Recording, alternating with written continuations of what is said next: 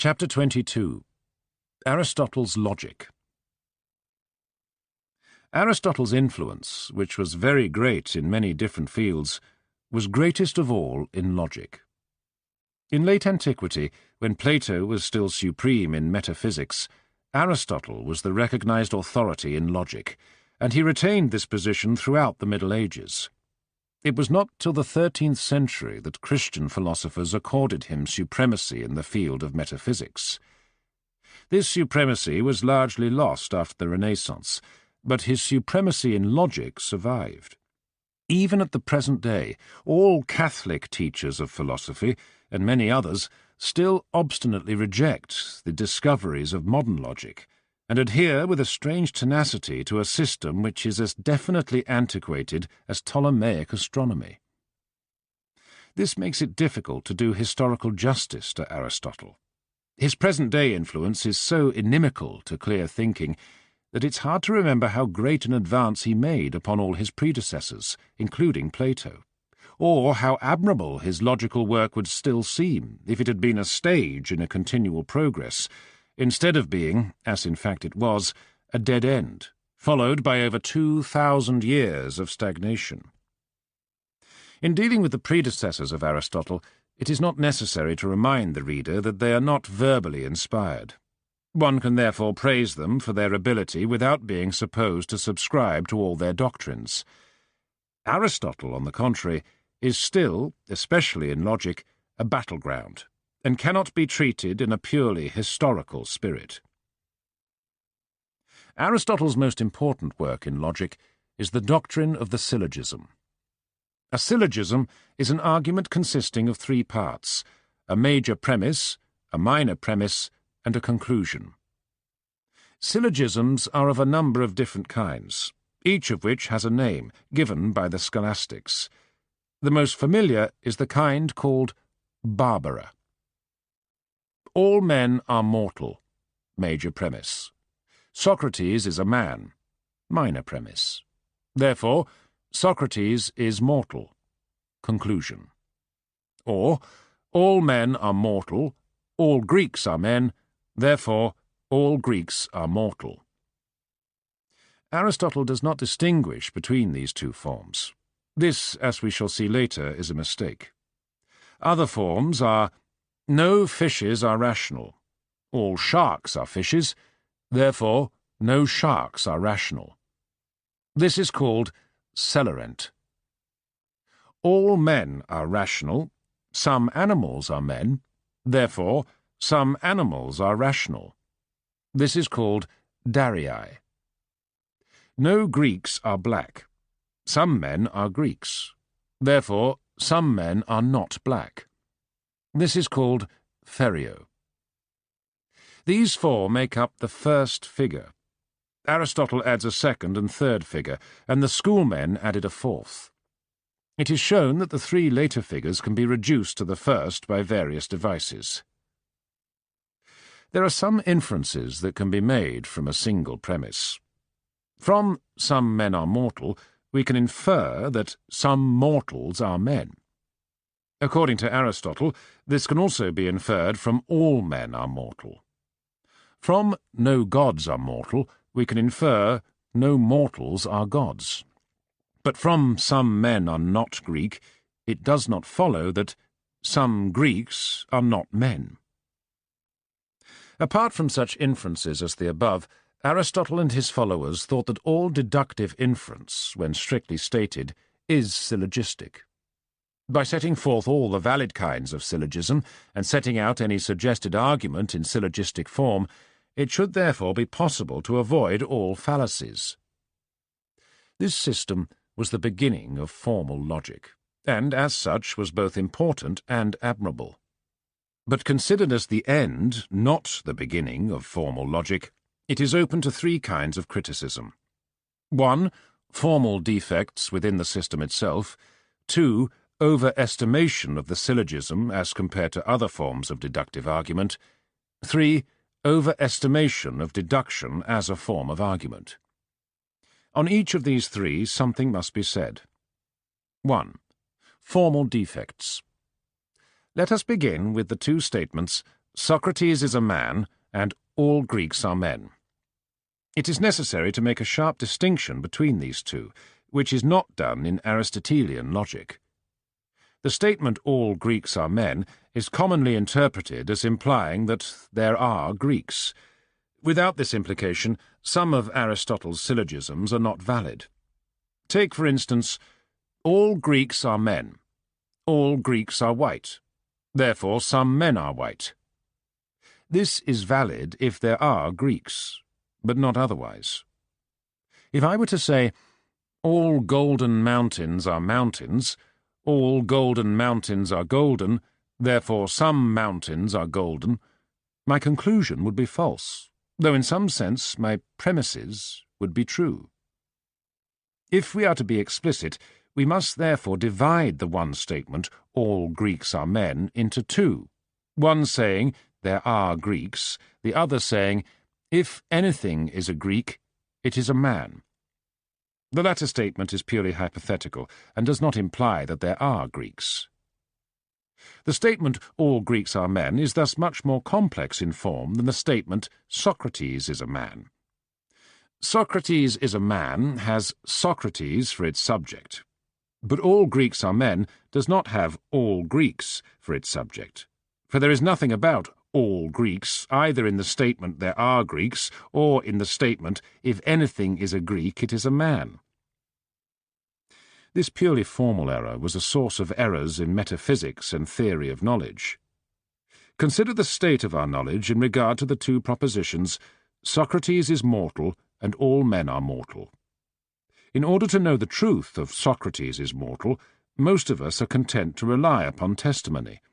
But if testimony is to be reliable, it must lead us back to someone who knew Socrates and saw him dead. The one perceived fact, the dead body of Socrates, together with the knowledge that this was called Socrates, was enough to assure us of the mortality of Socrates. But when it comes to all men are mortal, the matter is different. The question of our knowledge of such general propositions is a very difficult one. Sometimes they are merely verbal. All Greeks are men is known because nothing is called a Greek unless it is a man. Such general statements can be ascertained from the dictionary. They tell us nothing about the world except how words are used. But all men are mortal is not of this sort. There is nothing logically self-contradictory about an immortal man. We believe the proposition on the basis of induction, because there is no well-authenticated case of a man living more than, say, 150 years. But this only makes the proposition probable, not certain. It cannot be certain so long as living men exist. Metaphysical errors arose through supposing that all men is the subject of all men are mortal, in the same sense as that in which Socrates is the subject of Socrates is mortal. It made it possible to hold that in some sense all men denotes an entity of the same sort as that denoted by Socrates. This led Aristotle to say that in a sense a species is a substance. He is careful to qualify this statement, but his followers, especially Porphyry, showed less caution. Another error into which Aristotle falls through this mistake is to think that a predicate of a predicate can be a predicate of the original subject. If I say, Socrates is Greek, all Greeks are human, Aristotle thinks that human is a predicate of Greek, while Greek is a predicate of Socrates, and obviously human is a predicate of Socrates. But in fact, human is not a predicate of Greek. The distinction between names and predicates, or, in metaphysical language, between particulars and universals, is thus blurred, with disastrous consequences to philosophy. One of the resulting confusions was to suppose that a class with only one member is identical with that one member. This made it impossible to have a correct theory of the number one, and led to endless bad metaphysics about unity. 2. Overestimation of the syllogism. The syllogism is only one kind of deductive argument. In mathematics, which is wholly deductive, syllogisms hardly ever occur. Of course, it would be possible to rewrite mathematical arguments in syllogistic form, but this would be very artificial and would not make them any more cogent. Take arithmetic, for example. If I buy goods worth 16 shillings and threepence and tender a £1 note in payment, how much change is due to me? To put this simple sum in the form of a syllogism would be absurd, and would tend to conceal the real nature of the argument. Again, within logic there are non-syllogistic inferences, such as a horse is an animal, therefore a horse's head is an animal's head. Valid syllogisms, in fact, are only some among valid deductions, and have no logical priority over others. The attempt to give preeminence to the syllogism in deduction misled philosophers as to the nature of mathematical reasoning. Kant, who perceived that mathematics is not syllogistic, inferred that it uses extra-logical principles, which, however, he supposed to be as certain as those of logic.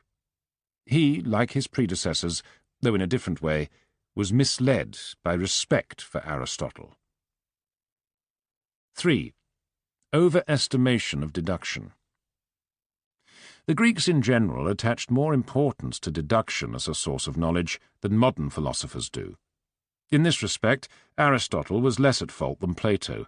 He repeatedly admitted the importance of induction, and he devoted considerable attention to the question, how do we know the first premises from which deduction must start? Nevertheless, he, like other Greeks, gave undue prominence to deduction in his theory of knowledge. We shall agree that Mr. Smith, say, is mortal, and we may loosely say that we know this because we know that all men are mortal. But what we really know is not all men are mortal.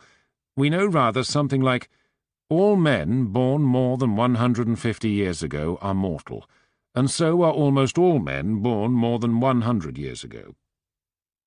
This is our reason for thinking that Mr. Smith will die. But this argument is an induction, not a deduction. It has less cogency than a deduction, and yields only a probability, not a certainty. But on the other hand, it gives new knowledge, which deduction does not. All the important inferences outside logic and pure mathematics are inductive, not deductive. The only exceptions are law and theology, each of which derives its first principles from an unquestionable text, viz., the statute books or the scriptures. Apart from the prior analytics, which deals with the syllogism, there are other logical writings of Aristotle which have considerable importance in the history of philosophy. One of these is the short work on the categories. Porphyry, the Neoplatonist, wrote a commentary on this book which had a very notable influence on medieval philosophy. But for the present let us ignore Porphyry and confine ourselves to Aristotle. What exactly is meant by the word category, whether in Aristotle or in Kant and Hegel, I must confess that I have never been able to understand. I do not myself believe that the term category is in any way useful in philosophy, as representing any clear idea. There are, in Aristotle, 10 categories: substance, quantity, quality, relation, place, time, position, state, action, and affection. The only definition offered of the term category is expressions which are in no way composite signify. And then follows the above list. This seems to mean that every word of which the meaning is not compounded of the meanings of other words signifies a substance or a quantity, or etc. There is no suggestion of any principle on which the list of 10 categories has been compiled. Substance is primarily what is not predicable of a subject, nor present in a subject. A thing is said to be present in a subject when, though not a part of the subject, it cannot exist without the subject. The instances given are a piece of grammatical knowledge which is present in a mind, and a certain whiteness which may be present in a body. A substance in the above primary sense is an individual thing or person or animal, but in a secondary sense a species or a genus, e.g. man or animal, may be called a substance. This secondary sense seems indefensible, and open the door in later writers to much bad metaphysics. The Posterior Analytics is a work largely concerned with a question which must trouble any deductive theory, namely, how are first premises obtained? Since deduction must start from somewhere, we must begin with something unproved, which must be known otherwise than by demonstration. I shall not give Aristotle's theory in detail, since it depends upon the notion of essence. A definition, he says, is a statement of a thing's essential nature. The notion of essence is an intimate part of every philosophy subsequent to Aristotle, until we come to modern times. It is, in my opinion, a hopelessly muddle-headed notion, but its historical importance requires us to say something about it. The essence of a thing appears to have meant those of its properties which it cannot change without losing its identity. Socrates may be sometimes happy, sometimes sad, sometimes well, sometimes ill. Since he can change these properties without ceasing to be Socrates, they are no part of his essence. But it is supposed to be of the essence of Socrates that he is a man, though a Pythagorean who believes in transmigration will not admit this. In fact, the question of essence is one as to the use of words. We apply the same name on different occasions to somewhat different occurrences, which we regard as manifestations of a single thing or person. In fact, however, this is only a verbal convenience. The essence of Socrates thus consists of those properties in the absence of which we should not use the name Socrates. The question is purely linguistic. A word may have an essence, but a thing cannot. The conception of substance, like that of essence, is a transference to metaphysics of what is only a linguistic convenience. We find it convenient, in describing the world, to describe a certain number of occurrences as events in the life of Socrates, and a certain number of others as events in the life of Mr. Smith. This leads us to think of Socrates or Mr. Smith as denoting something that persists through a certain number of years, and as in some way more solid and real than the events that happen to him. If Socrates is ill, we think that Socrates at other times is well, and therefore the being of Socrates is independent of his illness. Illness, on the other hand, requires somebody to be ill. But although Socrates need not be ill, something must be occurring to him if he is to be considered to exist. He is not, therefore, really any more solid than the things that happen to him. Substance, when taken seriously, is a concept impossible to free from difficulties. A substance is supposed to be the subject of properties, and to be something distinct from all its properties. But when we take away the properties and try to imagine the substance by itself, we find that there is nothing left. To put the matter in another way, what distinguishes one substance from another? Not difference of properties, for according to the logic of substance, difference of properties presupposes numerical diversity between the substances concerned.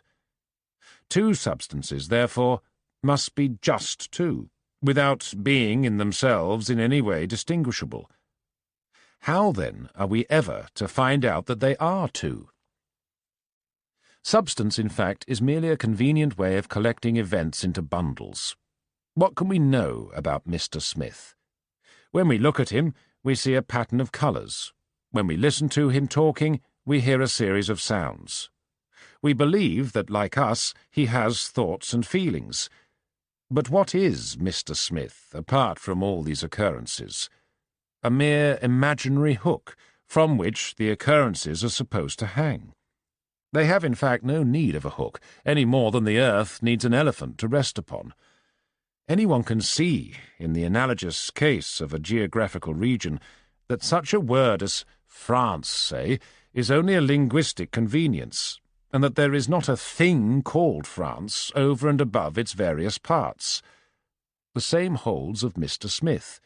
It is a collective name for a number of occurrences. If we take it as anything more, it denotes something completely unknowable, and therefore not needed for the expression of what we know. Substance, in a word, is a metaphysical mistake, due to transference to the world structure of the structure of sentences composed of a subject and a predicate. I conclude that the Aristotelian doctrines with which we have been concerned in this chapter are wholly false, with the exception of the formal theory of the syllogism, which is unimportant. Any person in the present day who wishes to learn logic will be wasting his time if he reads Aristotle or any of his disciples. Nonetheless, Aristotle's logical writings show great ability, and would have been useful to mankind if they had appeared at a time when intellectual originality was still active. Unfortunately, they appeared at the very end of the creative period of Greek thought, and therefore came to be accepted as authoritative. By the time that logical originality revived, a reign of 2,000 years had made Aristotle very difficult to dethrone. Throughout modern times, practically every advance in science, in logic, or in philosophy has had to be made in the teeth of the opposition from Aristotle's disciples.